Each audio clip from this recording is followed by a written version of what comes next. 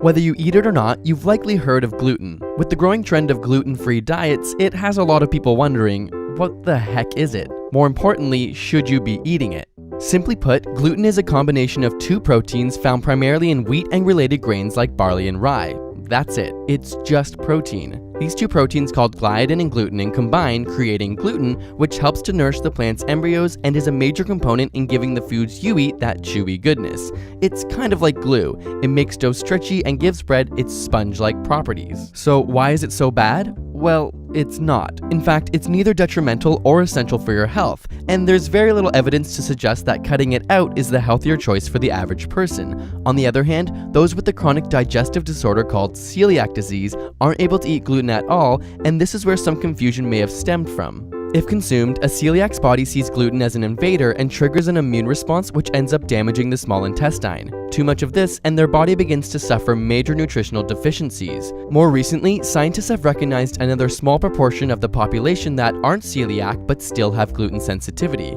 That is, they suffer similar symptoms after eating gluten like cramps, diarrhea, and bloating. In both of these cases, gluten-free food options are essential. But if you don't suffer from either, there isn't much weight to the other health claims of gluten-free diets. It's in no way a toxin as some may suggest, and gluten-free doesn't necessarily mean that food is more natural, healthier, or lower in calories. Conversely, there are some risks of cutting gluten out. While the lack of gluten itself is of no concern, the vitamins and whole grains that it's often combined with are quite important. Without supplementing them, you could be hurting your own health. On top of it all, without gluten to bind your food together, more fat and sugar are often used to make gluten-free foods more enjoyable. At the same time, the popularity and fad of gluten-free diets has created a market for these foods. Where there once was little selection, now there are gluten-free options all over the place, and that's pretty cool for those who actually need it. But what if there was a substance that only included the stuff your body needed and took out all the things that you don't? Like the perfect diet all in one.